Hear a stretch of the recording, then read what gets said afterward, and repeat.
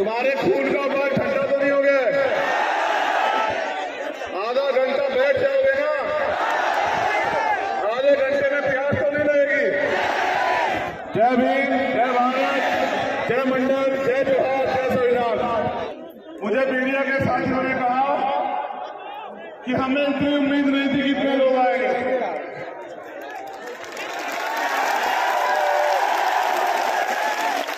मैंने उनसे कहा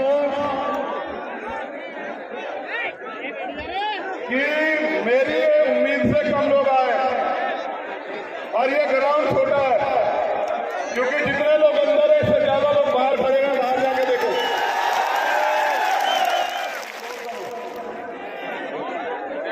मैं मध्य प्रदेश आया 2 जनवरी को, ओबीसी महासभा का आंदोलन था। एयरपोर्ट में जैसे हमारे लोग स्वागत में खड़े होते हैं, पुलिस के लोग खड़े थे।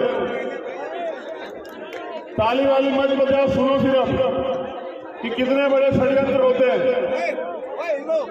हमारे नेतागण भी सुने, माला लेके खड़े थे स्वागत में। मैंने सोचा हमारे लोग होंगे, मैंने कहा धन्यवाद। तो मुझसे कहने लगे गाड़ी आ रही है, जरा इधर लॉज में, तब तक आप बैठ जाओ। मैंने भरोसा किया, क्योंकि हमारे बहुजन समाज के लोग सब पे भरोसा करते हैं। भरोसा किया, उनके कहे से बैठ गया तो मुझे महसूस हुआ कि ये हमारे लोग नहीं है। बाद में पता चला कि वो पुलिस के लोग थे। उन्होंने मुझे 12 घंटे डिटेन रखा एयरपोर्ट पे। मैंने उसी दिन ये तय कर लिया था कि जब अब की बार मैं भोपाल आऊंगा तो अपने साथ अपने इतने भाइयों को लेके आऊंगा कि सरकार की हिम्मत नहीं पड़ेगी मुझे। 1 साल के बाद वो दिन आया है। मैं आपको सामाजिक न्याय यात्रा की बधाई देता हूं। मैं आपके प्यार की, आपके विश्वास की, आपके संघर्ष की दिल से इज्जत करता हूं।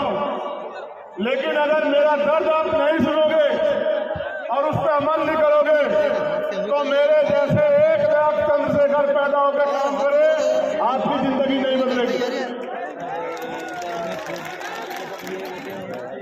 ताली बजाना छोड़ के मेरे सीधे साधे भोले भाले बहुजन समाज के लोगों, मेरे दर्द को सुनो। आपका अपना खून आपसे कुछ कहना चाहता है।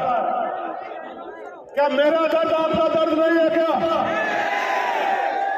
क्या बाबा साहब अम्बेडकर का दर्द आपका दर्द नहीं है? क्या फूले, साहू, पेरियार, बिरसा,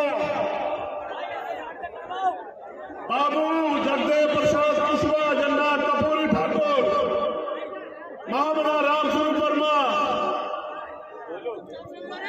बाबा साहब अम्बेडकर,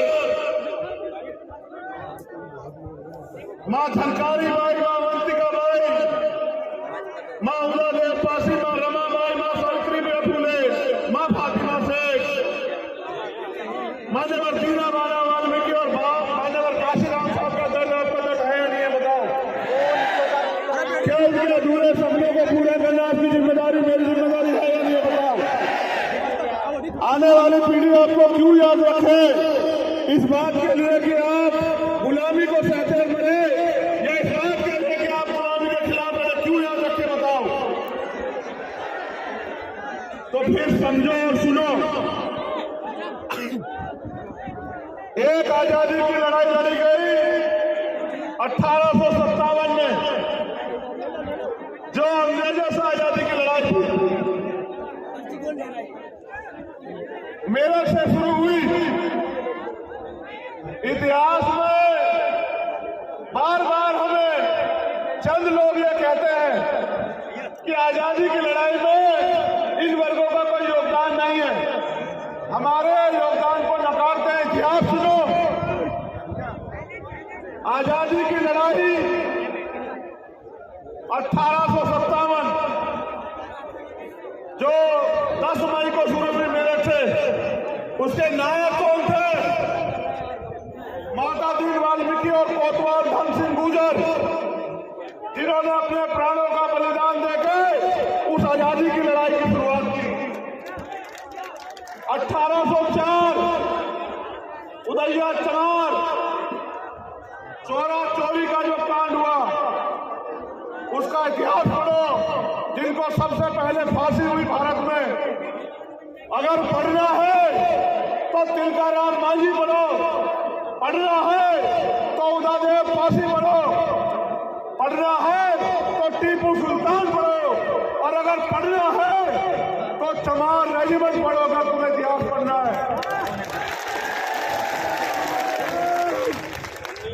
द्वितीय विश्व युद्ध में जिन्होंने जर्मनी तक की फोर्स को बर्मा में धूल चटाई और गॉड ऑफ ऑनर प्राप्त किया, जब अंग्रेजों ने जाति का रेजिमेंट बनाई तो चमार रेजिमेंट ने गॉड ऑफ ऑनर प्राप्त किया और जर्मनी की सेना को जवाब दिया, हकी बनवा दी लोगों को। फिर वो वापस जीत के आए। जब आए तो सुभाष चंद्र बोस जी के नेतृत्व में आजाद हिंद फौज खड़ी हो चुकी थी। अंग्रेजों ने कहा हमारे समर्पण को जानना चाहते हो? अंग्रेजों ने कहा कि चमार रेजिमेंट को लड़ना पड़ेगा आजाद हिंद फौज के खिलाफ। तो हमारी रेजिमेंट के लोगों ने कहा कि आजाद हिंद फौज के लोग देश के लिए लड़ रहे हैं, हम लोग उनके खिलाफ नहीं लड़ेंगे किसी भी कीमत पे। कीमत चुकानी पड़ी। उन्होंने कहा तुम्हारी रेजिमेंट खत्म कर देंगे, रेजिमेंट खत्म करवा ली, अपनी नौकरियां खत्म करवा ली, लेकिन अंग्रेजों के कहे से वो अपने देश के लिए लड़ने वाले आजाद हिंद फौज के खिलाफ नहीं लड़े। ये हमारा इतिहास है। ये लोग रोज बात करते हैं कि भीम आर्मी को बॉर्डर पे जाना चाहिए। मैं तो कह रहा हूं बनाओ रेजिमेंट, उन्हें बनाओ जाति के रेजिमेंट, या तो जाति की रेजिमेंट खत्म करो सारी, या फिर बनाओ और देखो जो और बहुजन होगा। बनाओ पूरा रेजिमेंट, बनाओ यादव रेजिमेंट, बनाओ लोधी रेजिमेंट, बनाओ चमार रेजिमेंट, बनाओ कृष्णा रेजिमेंट, और देखो हमारा जोर कि हम शहीद आजम सरदार भगत सिंह और उधम सिंह की तरह अपने खून का एक कतरा अपने देश की मिट्टी के लिए अगर कुर्बान ना करते पड़ते हैं। अपने मुल्क के लिए हमने क्या नहीं सहा? हमने लाठियां खाई, हमने जातिगत अपमान सहा, हमने अन्याय सहा, हमारी बहन बेटियों को बेइज्जत किया गया, हमारे बड़ों की पगड़ी उछाली गई, हमें अधिकारों से वंचित रखा गया। क्या नहीं सहा हमने अपने देश में? आज भी आजाद भारत में हम अधिकारों की बात करते हैं, आप धर्म की बात करते हो। धर्म आदमी का व्यक्तिगत अधिकार है, आप धर्म की बात करो, लेकिन आजादी के इतने दिन बाद अगर इतने बड़े वर्गों के अधिकारों की बात नहीं करोगे तो अब ये देश में नहीं चलेगा। ये बताने के लिए हम लोग भोपाल में आए। जिन्हें इतिहास जानने का शौक हो और जो इतिहास को चुराना चाहते हो वो इतिहास को पढ़ो। क्या जानते हो प्रतिहार के बारे में? क्या जानते हो सम्राट वीर बोध गुजर के बारे में? क्या जानते हो? तुम्हें नहीं पता इतिहास, क्योंकि इतिहास लिखा तुम्हारे लोगों ने। मैं धन्यवाद देता हूं साथियों का जिन्होंने पिछले आंदोलन किया, मेरे लोगों को भारे मंचों से गालियां दी, अपमानित किया, हमारे अधिकारों के खिलाफ बड़े बड़े नारे लगाए। मैं उनसे अपील करूंगा भाइयों, आप दीर्घायु हो, आपकी लंबी उम्र की मंगल कामना करता हूं। एक दो बार और बड़े पैमाने का आगे आंदोलन करो, जिससे मेरा टूटा फूटा बहुजन समाज एकजुट हो जाए। तुमने एक आवाज लगाई, आज ये मंच देखो, आज ये मंच देखो, तुमने एक बार मेरे हमारे अधिकारों के खिलाफ आंदोलन किया। मैं आपका स्वागत करूंगा, आप पुनः आगे करो मेरे भाइयों। आप दीर्घायु हो, आपके लिए मंगल कामना है। जो काम मैं नहीं कर पा रहा था वो आपने करके दिखाया, आपका कोटि कोटि धन्यवाद।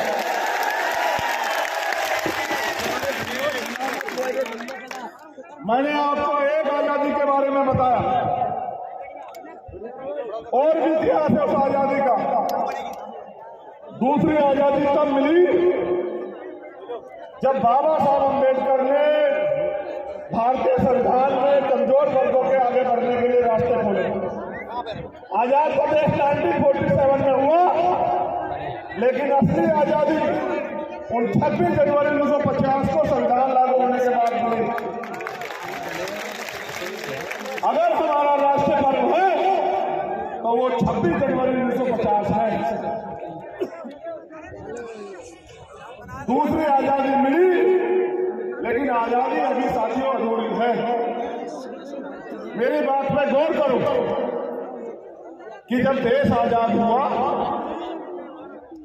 अमीर अमीर रह गया, गरीब गरीब रह गया। आजादी से पहले गैर बराबरी पर आधारित व्यवस्था थी।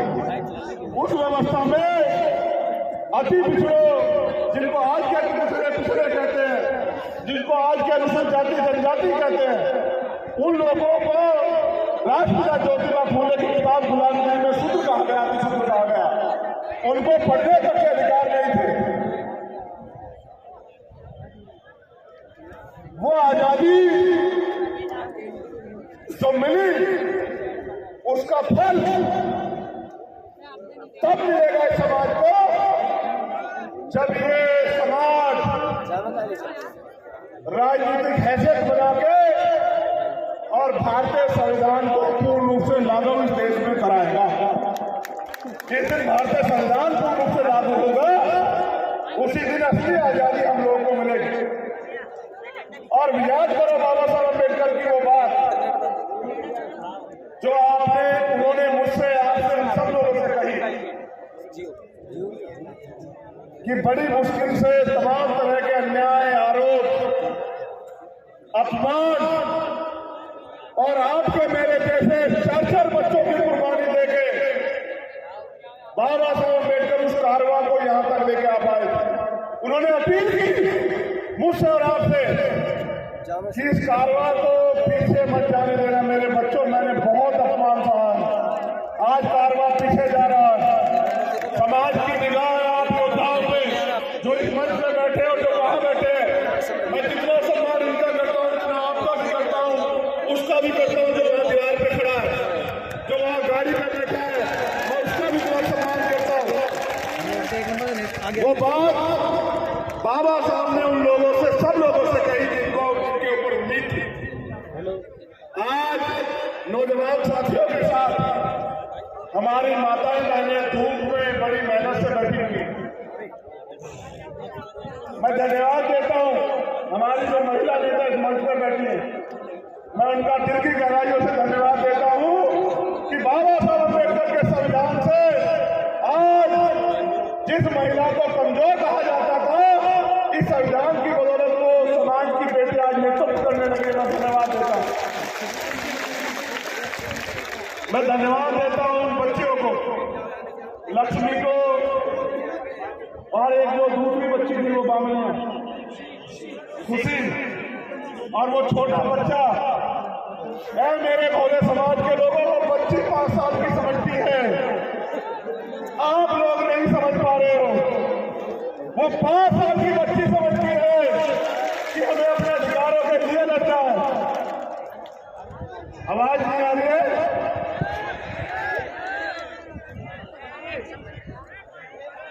अब देखो हमारी है क्या। धन्यवाद करता हूं यहाँ के प्रशासन के लोगों का, यहाँ की पुलिस के कर्मचारी अधिकारियों का। पिछला मुकाबला मुख्यमंत्री जी से था, इस बार आपके सम्मान में कह रहा हूं, एक व्यवस्था नहीं की आपने। अपने रिश्तेदारों के लिए 3000 की फोर्स लगा के व्यवस्था कराते हो।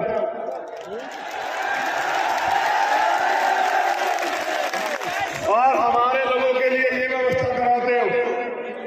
मेरे लोगों के पैरों से गाड़ियां चढ़ी, एक व्यवस्था नहीं करी। हमारे टैक्स के पैसे से तनख्वाह लेते हो, एजेंटगिरी सरकार की करते हो। चिंता मत करो नौकरी, होगा आपसे आमना सामना, भारतीय संविधान हर कमजोर को ताकत देता है। मैं बदला लेने में नहीं, बदलाव करने में भरोसा रखता हूं। जिनके लिए आज व्यवस्था नहीं की, वो लोग इस अपमान को समझेंगे और वो मेहनत करेंगे और इतनी ताकत बनाएंगे, कल उनको सलाम करना पड़े। आपको याद रखना मेरी बात को। मैं पुनः अपनी बात पे आता हूं। अब ये लड़ाई तीसरी आजादी की है। कौन सी लड़ाई है? तीसरी आजादी की लड़ाई लड़ना चाहते हैं, लड़ना चाहते बताओ। ये लड़ाई बिना एकता के नहीं लड़ी जा सकती है।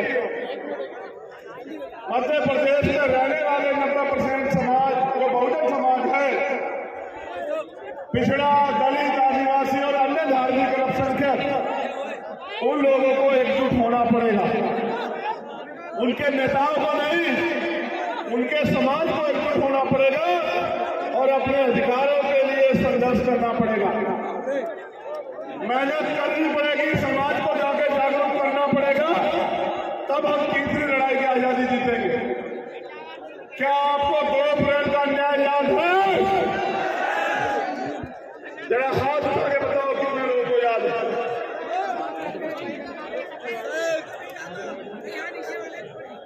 हम तो काम से सुनो बेटा, नालायक लोगों का कोई इलाज नहीं है। दोनों हाथ उठा के बताओ 2 अप्रैल का तारीख किनको याद है?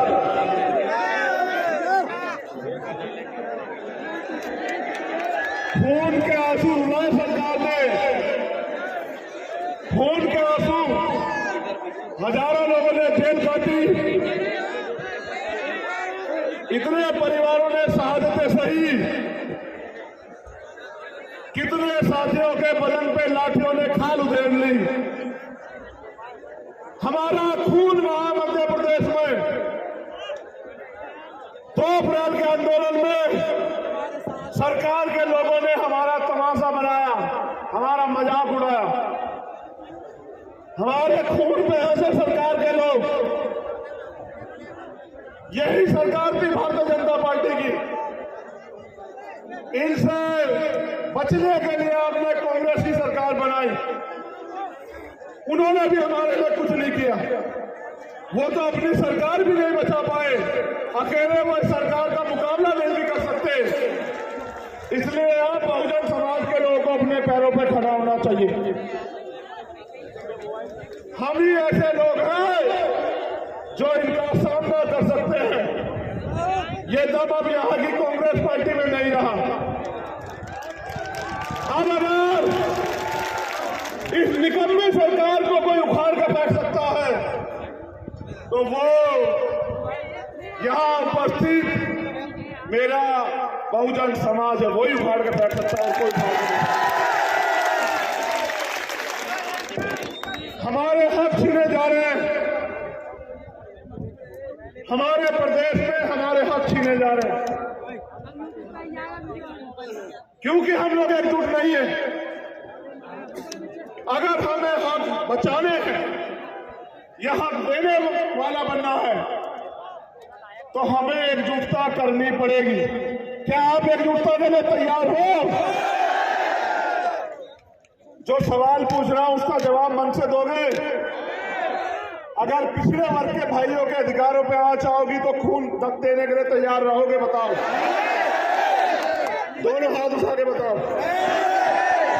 अगर मेरे आदिवासी भाइयों पे अन्याय होगा तो संघर्ष करने के लिए, खून देने के लिए तैयार हो क्या? बताओ। और जो यहाँ मेरा आदिवासी और पिछड़े वर्ग का परिवार है, अल्पसंख्यक वर्ग का, मैं अल्पसंख्यक वर्ग के लिए भी पूछना चाहता हूँ, उनके साथ अन्याय होगा तो उनकी लड़ाई लड़ने को लोग तैयार हो या नहीं हो? बताओ। अब मैं इनसे पूछना चाहता हूँ, क्या आप इन दलित समाज के स्वाभिमानी लोगों के हक अधिकार की लड़ाई को इनके साथ मिलकर लड़ने के लिए तैयार हो या नहीं हो? बताओ। अगर ये एकता बन जाएगी, भाईचारा बन जाएगा तो हमारे लोग आगे बढ़ेंगे। मैं खुद अपने भाइयों के लिए इस एकता को बनाने के लिए हमेशा प्रयास करता रहता हूं। अगर खून भी देना पड़ा तो चंद्रशेखर आजाद का ये वादा, भीम आर्मी का ये वादा, हमारे राष्ट्रीय अध्यक्ष, हमारे राष्ट्रीय महासचिव, हमारे तमाम सीनियर नेता यहाँ हैं, हमारे प्रदेश के दोनों अध्यक्ष। मैं चंद्रशेखर आजाद आपसे वादा करता हूँ, इस एकता के लिए अगर अपने खून का भी बलिदान करना पड़ा बहुजन भाईचारे के लिए तो हम लोग तैयार हैं। कुर्सी की तो क्या हैसियत है, कुर्सी तो बहुत छोटी बात है। हमें दुश्मन की साजिश को कामयाब नहीं होने देना, अपनी एकता बना के रखनी है। आज हम यहाँ क्यों इकट्ठा हुए बताओ? मांग पत्र देने के लिए। जो मांग पत्र मैंने पढ़ा, तुम चाहते हो उसकी मांग पूरी हो? दोनों हाथ उठा के बताओ पूरी हो या नहीं। वो जो वहां खड़े वो बताओ पूरी हो या नहीं हो। ये मांग पत्र तुम्हें क्यों देना पड़ रहा है? क्योंकि तुम्हारा राज यहाँ नहीं है। ये मांग पत्र सरकार को हम लोग 1 महीने का समय देते हैं अध्यक्ष जी। अगर 1 महीने के अंदर हमारी मांगे पूरी नहीं हुई तो हम इससे भी बड़े जन सैलाब के साथ फिर भोपाल आएंगे। लेकिन मुझे आपसे कुछ और कहना है, मुझे आपसे कुछ और कहना है। अगर इस मांग पत्र का मैं घोषणा पत्र बना दूं, अगर अकेले रहोगे तो मांगना पड़ेगा, मांगना ऐसे। और अगर एकजुट हो जाओगे तो ये तुम्हारा घोषणा पत्र हो जाएगा, घोषणा पत्र। तुम्हारी जो मांगे हैं वो लिख के तुम मुझे दे दो। और एक स्वस्थ बच्चे को पैदा होने में, इस धरती पे आने में 9 महीने लगते हैं। इस 9 महीने का समय तुम लोग मुझे मेरे साथ संघर्ष करने के लिए दे दो। पहली बात, तुम्हारी जो भी मांग है उस मांग का मांग पत्र बना के मुझे दे दो। और एक स्वस्थ बच्चे को पैदा होने में जितना समय लगता है, मैं 10-20 साल तुमसे नहीं मांग रहा हूं बहुजन समाज के लोगों, उस 9 महीने का समय मुझे दे दो। मैं आपसे वादा करता हूं, आपकी सारी मांगों को 1 दिन के अंदर पूरा करके हम लोग दिखाएंगे, मेरा वादा। और इस मांग से बचे 100 से ज्यादा लोग अगर विधानसभा में ना पहुंचे तो मुझे कहना, मेरा वादा है आप लोगों से। अगर आप 9 महीने मात्र संघर्ष करने के लिए तैयार हो जाओ, 9 महीने का समय देके संघर्ष करने के लिए कितने लोग तैयार है जरा बताओ। चलो हाथ नीचे करो। आपको नेमावर का न्याय याद है? आप गए थे ना मेरे साथ नेमावर? देखो, जब आपका राज नहीं होता तो क्या होता है। मेरे परिवार को नेमावर में जानवरों से भी पूरी तरह अन्याय करके दफना दिया गया और मेरी बहन भारती खून के आंसू रोती रही। हमने मांग की सीबीआई जांच की, खाना पूर्ति की, लेकिन मेरे परिवार को नेमावर के न्याय नहीं मिला, सरकार ने नहीं दिया। क्या आप चाहते हो नेमावर के परिवारों को न्याय मिले? चलो आगे बढ़ो। आज हमारे प्रभारी जी आए हैं और गुर्जर समाज के बहुत सारे लोगों ने मुझे ज्ञापन सौंपे, अपनी तमाम मांगे रखी, पिछड़े वर्ग की मांगे और अन्य मांगे। एक इतिहास की भी मांग है कि भाई हमारे इतिहास को लूटा जा रहा है, चुराया जा रहा है। ये बड़ा भोला समाज है यहाँ मध्य प्रदेश में। मैं उनको ये याद दिलाना चाहता हूं, अगर उनको याद हो, इतिहास से सीख लेनी चाहिए। अपना इतिहास बचाना चाहते हो ना, याद करो राजस्थान में 75 गुर्जर समाज के भाइयों को किस तरह से गोलियों से छलनी करके इस भारतीय जनता पार्टी की सरकार ने खून के आंसू रोने के लिए पूरे गुर्जर समाज को मजबूर किया। याद करो। उन माओ को याद करो जिन्होंने अपने बच्चों को, अपने बेटों को खो दिया। क्या बात करते हो? इनसे उम्मीद करते हुए तुम्हें न्याय देंगे? इन्होंने इतिहास लिखा तो भी हमें अपमानित किया। अगर अपने इतिहास को बचाना चाहते हो, अपने वर्तमान को स्वाभिमान सम्मान से जीना चाहते हो, तो अपनी ताकत बनाओ। गुलाम नेताओं को छोड़ के आओ मेरे लोगों, मेरा 9 महीने के लिए साथ दो, देखो चल रहे मध्य प्रदेश में इतिहास भी बचेगा, इतिहास भी बचेगा और इतिहास बनेगा भी। जैसे आज यहाँ इतिहास बना है, हमारे ओबीसी महासभा के लोगों ने मुझसे कहा कि किसी बहुजन समाज के नेता ने, संगठन ने इतनी बड़ी रैली नहीं की। भोपाल में 1997 में मैंने और काशीराम साहब भी यहाँ आए थे। मैंने उनसे कहा इससे पहले आप लोग इकट्ठा भी नहीं हुए, आज आप इकट्ठा हो गए हो तो देखो इतनी बड़ी रैली हो गई है। अगर आप इकट्ठे होकर चलोगे तो तुम्हारा राज भी मध्य प्रदेश में स्थापित हो जाएगा।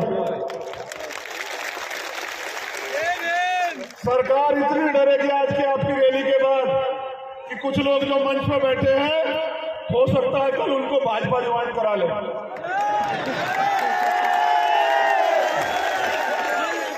घबराना नहीं, एक जाएगा 100 आएंगे।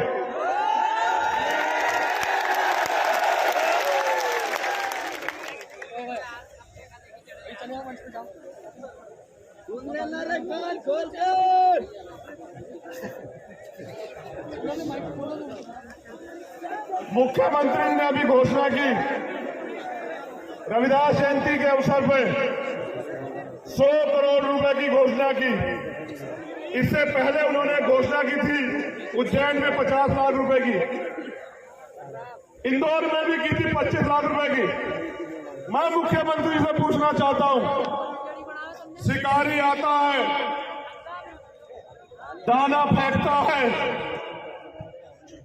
हमारे लोगों को फंसाता है। जब हमारा आदमी दाना चुगने के लिए जाता है तो उसकी गर्दन पकड़ लेता है।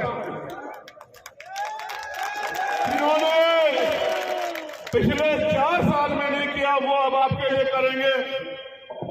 अब मैं आज आपसे ऐलान कर रहा हूं कि जो सरकार 5 साल में नहीं कर पाई, हम लोग 1 साल में कर देंगे।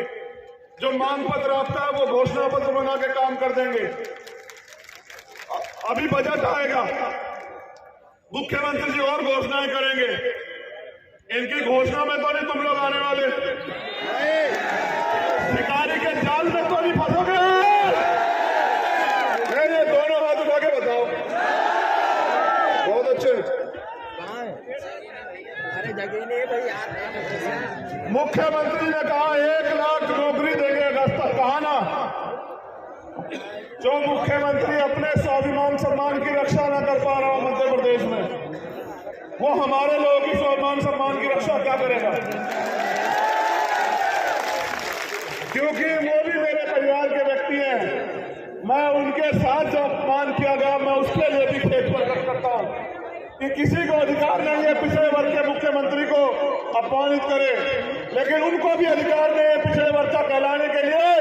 जब वो नगर निकाय चुनाव में पिछड़े वर्ग के अधिकार को खाने का काम करते हैं भारतीय जनता पार्टी के साथ मिलके, उनको भी कोई अधिकार नहीं है। अब मैं ये पूछना चाहता हूं, 1 लाख नौकरियों में SC, ST, OBC का आरक्षण कितना पूरा करोगे ये भी बताओ।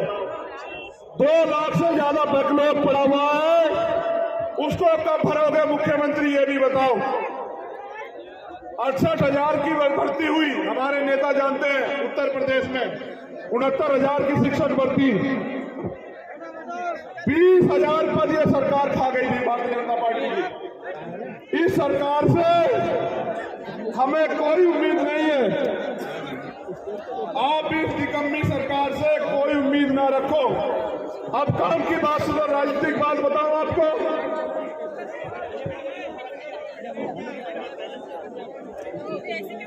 मध्य प्रदेश के शिवपुरी में करेरा में 6 वर्ष की मासूम बच्ची से अज्ञात लोगों ने मैं नहीं बता सकता कि क्या हुआ होगा। आप जानते हैं मध्य प्रदेश में हमारे बच्चों के साथ क्या हो रहा है। ये घटना 11/2/2023 की है। अभी तक भी कार्रवाई शायद नहीं हुई है। अब मेरी बात पे गौर करो, मीडिया के साथी भी सुन लो।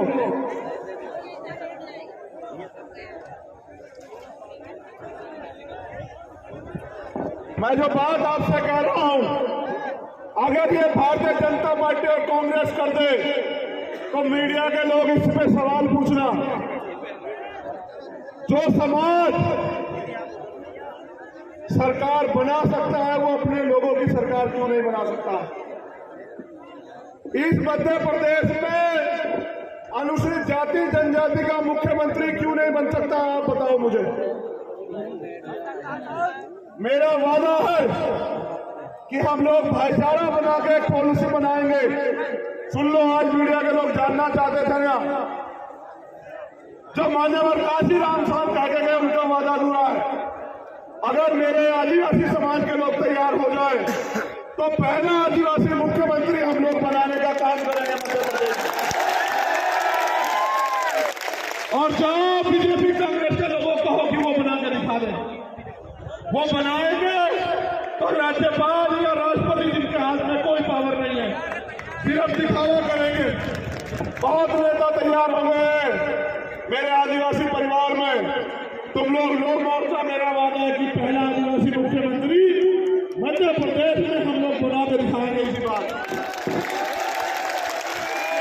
एक अनुसूचित जाति का उप मुख्यमंत्री, एक अन्य पिछड़े वर्ग का मुख्यमंत्री उप मुख्यमंत्री और एक अल्पसंख्यक समाज का उप मुख्यमंत्री। ये 4 ताकतवर लोग हम लोग अपनी सरकार के जरिए मध्य प्रदेश में बना के दिखाएंगे। और चारों को बराबर पावर होगी कि चारों लोग इन वर्गों के हितों के लिए कानून बनाए और फैसले लें। आप ये बताओ, वोट हमारा राज तुम्हारा कब तक इस देश में चलेगा, आप बताओ। जातिगत जनगणना होनी चाहिए नहीं होनी चाहिए, बताओ। जाति धर्म के नाम पे जो अन्याय हो रहा है वो रुकना चाहिए नहीं रुकना चाहिए, बताओ। मेरी आवाज आ रही है? मेरी आवाज आ रही है? देखना, मुझे बताओ, हमारी बहन बेटियों में जो अत्याचार होता है, जो खून के आंसू हम लोग रोते हैं, वो खत्म होना चाहिए नहीं होना चाहिए, बताओ। जो पढ़े लिखे नौजवान बेरोजगार घूम रहे उनको रोजगार मिलना चाहिए नहीं मिलना चाहिए, बताओ। ये कांग्रेस के लोग बीजेपी को कोसते रहते हैं, बीजेपी के लोग कांग्रेस के लोग को कोसते रहते हैं। इन बहुजन समाज को अधिकार मिलना चाहिए, बताओ। आप में से कितने लोग चाहते हो कि आदिवासी समाज का मुख्यमंत्री बने, हाथ उठाओ। मैं देख रहा हूं, उठा के रखो। मैं देखता हूं मेरे आदिवासी परिवार में कौन कौन साथ है।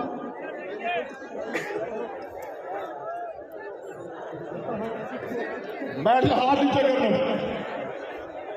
तो जैसा मैंने आपसे कहा